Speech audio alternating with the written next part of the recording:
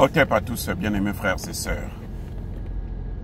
Cette image que vous voyez là, entre Kagame et Trump, assis comme deux complices, regardez-la bien, parce que c'est la dernière fois que vous voyez cette image. Vous ne la verrez plus jamais. Kagame, qu'il soit vivant ou mort, et n'aura plus cette occasion de s'asseoir en tête à tête, à l'aise, comme un roi devant son homologue. Vous comprenez? C'est pas un Igwe. Là, il est assis comme un Igwe là. C'est fini. Perle Igwe africain, c'est fini. Les amis.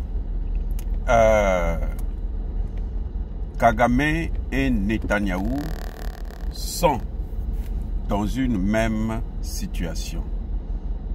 Kagame et Netanyahou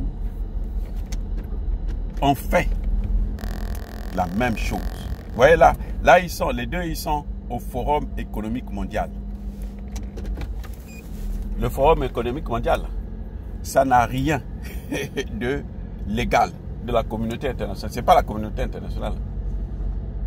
Vous comprenez? Quand on t'invite là-bas, quand tu viens là-bas, quand tu viens parler là-bas, c'est que tu es visé, soit pour être un pion, soit pour t'éliminer. En tout cas, ne serait-ce que politiquement parlant. Ce forum-là.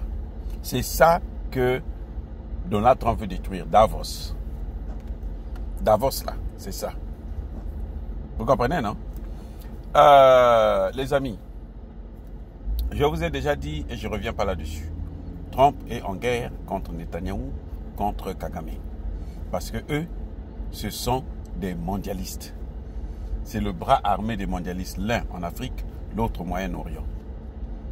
Et Trump veut les neutraliser. C'est pour ça que vous voyez que Trump est assez souple avec Poutine. Parce que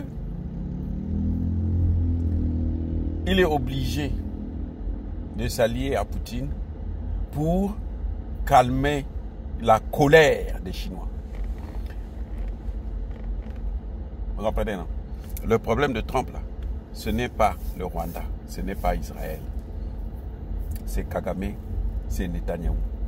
Ce sont des gens qui appartiennent au même club. Et d'ailleurs,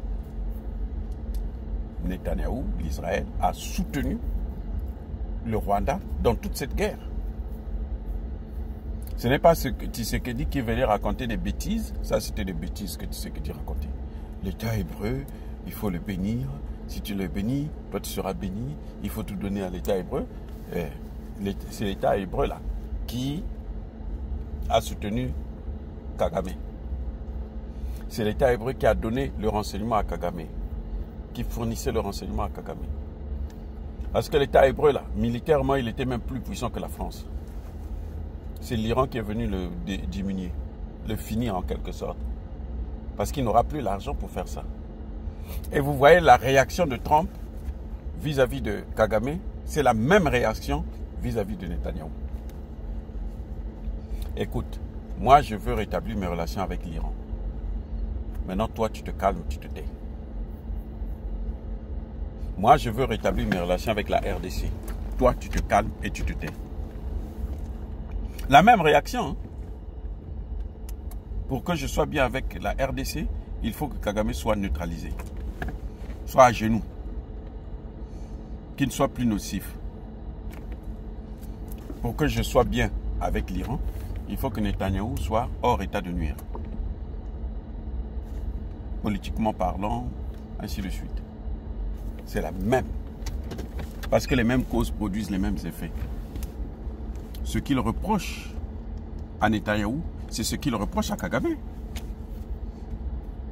Les amis, c'est là où il y a la contradiction entre Trump et Tshisekedi. Puisque pour Tshisekedi, là, Netanyahou, ce qu'il fait là, c'est tout à fait normal. Hein. Vous avez entendu Tshisekedi parler de ça? Tshisekedi prenait bien l'exemple de l'Ukraine. Non, l'Ukraine, c'est ci, l'Ukraine, c'est là. Trump a besoin de Poutine. Trump n'a pas besoin de l'Ukraine. Parce que l'Ukraine a joué le jeu des mondialistes. C'est ça qui fait que Trump, pour lui, l'Ukraine, c'est rien. On peut sacrifier l'Ukraine. Oui.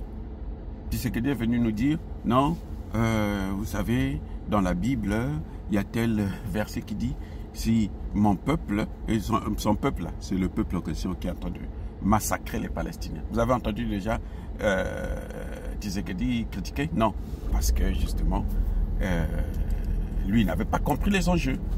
Maintenant, je vous explique les vrais enjeux. Ce n'est pas Kagame en tant que tel, c'est le mondialiste que Trump est en train d'attaquer. C'est pour ça que vous voyez, il est en train de faire. Sinon, il s'en fout de Tshisekedi, il s'en fout de la RDC. Mais les mondialistes, là, s'ils prenaient la RDC, s'ils prenaient l'Est, ils allaient s'étendre. Prendre toute la RDC et puis maintenant contrôler tous les pays qui sont autour. Il y en a 9. Le Congo est au centre de 9 États, 9 pays.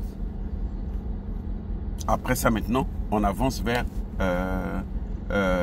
l'Afrique de l'Ouest, où il y a des récalcitrants comme Assimi Goïta, Traoré et Tchani. Et puis, bon, il y a aussi le Tchadien qui est en train de venir sur la même lignée. Oui, c'est ça le problème. Donc, M. Kagame ne pouvait pas s'en sortir avec Trump. Ce n'est pas une faveur pour la RDC, non. C'est l'idéologie qu'il a, sa façon, sa vision. Tu veux être souverainiste, il ne faut pas que les États-Unis puissent être gouvernés par quelqu'un d'autre, par le patron de Davos, là, Claude Schwab ou quelque chose de ce genre. Tu ne veux pas ça? Ben, il faut donc combattre ces gens-là avant qu'ils ne prennent le pouvoir aux États-Unis. Ils avaient déjà pris avec Clinton, avec les Obama et autres. Ce n'est donc pas, je répète encore, ce n'est pas une faveur pour la RDC. C'est un problème d'idéologie.